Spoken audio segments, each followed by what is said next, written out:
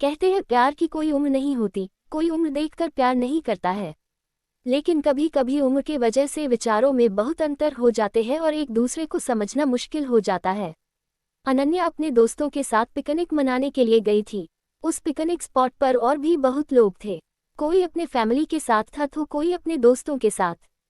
वहां अनन्या की नज़र एक लड़के पर गई। वो भी अपने दोस्तों के साथ पिकनिक मनाने के लिए आया हुआ था। अनन्या को वो लड़का बहुत अच्छा लगा। वो उसे देखे जा रही थी, उसकी नज़र उससे हट ही नहीं रही थी। वो अपने दोस्तों के साथ थ्रो बॉल खेल रहा था। जब शाम हुई, घर जाने का वक्त हुआ तो अनन्या ने जाते जाते उसके एक दोस्त से उसके बारे में थोड़ा पूछताछ किया। फिर अनन्या को पता चला कि उसका नाम राहुल है। अनन्या घर जाकर उसे सोशल मीडिया पर ढूंढने लगी। राहुल उसे फेसबुक पर मिला। उसने तुरंत राहुल को फ्रेंड रिक्वेस्ट भेज दिया और इंतजार कर रही थी कब वो उसका रिक्वेस्ट एक्सेप्ट करेगा। अगले दिन जब सुबह अनन्या सोकर उठी तो सबसे पहले वो अपने फेसबुक अकाउंट पर गई देखने के लिए कि राहुल ने उसका रिक्वेस्ट एक्सेप्ट किया है कि नहीं, लेकिन वो उदास हो गई क्योंकि अभी तक उसका रिक्वेस्ट एक्सेप्ट नहीं हुआ था। फिर वो अपने बाकी काम में लग गई। दोपहर में उसने देखा तो राहुल ने उसका फ्रेंड रिक्वेस्ट एक्सेप्ट कर लिया था। वो तुरंत राहुल के प्रोफाइल पर गई और उसके पहले के सब पोस्ट, उसके फोटो देखने लगी। उसने राहुल के जन्मदिन की तारीख देखी। कुछ दिनों पहले ही उसका जन्मदिन था। अनन्या ने यह भी देखा कि राहुल उससे उम्र में छोटा है, लेकिन अनन्या को इससे कोई फर्क नहीं पड़ा। उसने राहुल को मैसेज भी कर दिया। फिर वो राहुल से रोज बात करती थी। वो राहुल से उसके बारे में पूछती थी, उसकी पसंद नापसंद सब। राहुल मेडिकल की पढ़ाई कर रहा था। अनन्या की ग्रेजुएशन हो गई थी। एक दिन अनन्या राहुल के कॉलेज चली गई उसे देखने के लिए। वो कॉलेज के बाहर ही खड़ी थी। वो राहुल का इंतजार कर रही थी। राहुल अपने दोस्तों के साथ कॉलेज से बाहर निकला। उसके साथ 3 लड़कियां और एक लड़का था। अनन्या राहुल को लड़कियों के साथ देखकर बहुत बुरा लगा। अनन्या उसके पास नहीं गई, बस दूर से ही देखी। अनन्या ने घर आकर राहुल को मैसेज किया कि आज मैंने तुम्हें देखा। राहुल उस वक्त ऑनलाइन ही था। उसने पूछा कहाँ? अनन्या ने कहा आज मैं तुम्हारे कॉलेज आई थी। राहुल ने बोला आई थी तो मिली क्यों नहीं मुझसे? अनन्या बोली तुम अपने दोस्तों के साथ जा रहे थे और तुम्हारे साथ कुछ लड़कियां भी थी। एक बात पूछूं? राहुल ने बोला हाँ पूछो। अनन्या बोली क्या तुम्हारी गर्लफ्रेंड है? उस वक्त राहुल ने उसका मैसेज नहीं देखा। अनन्या इंतजार करती रही कि अब आएगा राहुल का रिप्लाई, लेकिन बहुत देर हो गई थी। राहुल ने रिप्लाई नहीं किया था। अगले दिन सुबह राहुल का रिप्लाई आया कि नहीं है उसकी कोई गर्लफ्रेंड। ये मैसेज देखकर अनन्या खुश हो गई। राहुल ने ये भी पूछा था कि क्यों पूछ रही हो ये? अनन्या बोली कुछ नहीं, बस ऐसे ही जानना था। अनन्या की बातों से राहुल को लगा कि शायद अनन्या उससे प्यार करती है। उसे भी अनन्या अच्छी लगती थी। ये जानते हुए भी अनन्या उससे उम्र में बड़ी है, फिर भी उसने कुछ दिनों बाद अनन्या को प्रपोज कर दिया। अनन्या तो मानो 7वें आसमान पे थी। उसे विश्वास नहीं हो रहा था कि वो जिससे प्यार करती है उसने सामने से खुद उसे प्रपोज किया है। वो खुद को दुनिया की सबसे खुशकिस्मत लड़की मानने लगी। वो नाच रही थी, खुशी मना रही थी, मानो कि अनन्या पागल सी हो गई थी। उसने राहुल को हाँ बोल दिया। वो दोनों रोज बातें करते। राहुल के कॉलेज के बाद मिलते थे, साथ घूमने जाते थे। उनके रिलेशन को लगभग 1 साल हो गए थे। राहुल का 3रा साल था मेडिकल में। अनन्या अब जॉब करती थी। जॉब की वजह से वो पहले की तरह रोज राहुल से नहीं मिल पाती थी। वो दिन भर जॉब में व्यस्त रहती थी और रात को फोन पर ही ज्यादा टाइम एक दूसरे से बात करते थे और रविवार के दिन दोनों मिलते थे। जैसे जैसे समय बीतता गया दोनों के बीच झगड़े होने लगे। राहुल उसे अब इग्नोर करने लगा था। वो अनन्या को दिन भर कुछ मैसेज नहीं करता था कि वो कहाँ है, कैसी है, उसने खाना खाया कि नहीं। अनन्या रात में जॉब से आकर राहुल को फोन करती थी, लेकिन उस वक्त भी बातें काम और झगड़े ज्यादा होते थे।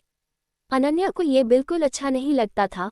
वो चाहती थी कि राहुल उसे समझे कि वो अब जॉब भी करती है तो पूरा टाइम उसे नहीं दे सकती, उसे भी अपना एक करियर बनाना है।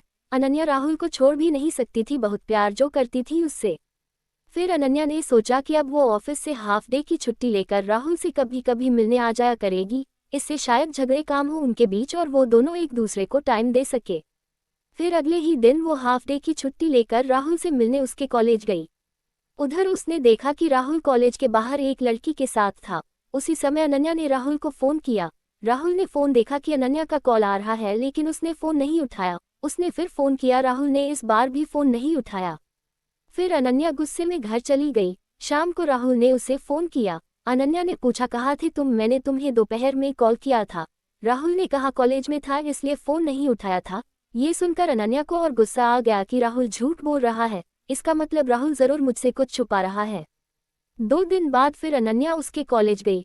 वहां उसे वो लड़की दिखी जिसे अनन्या ने राहुल के साथ तब देखा था जब वो पहली बार राहुल से मिलने कॉलेज गई थी। अनन्या ने उससे बात किया। उसने पूछा, तुम राहुल को जानती हो? वो इसी कॉलेज में पढ़ता है। वो बोली, हाँ जानती हूँ, वो मेरा दोस्त है।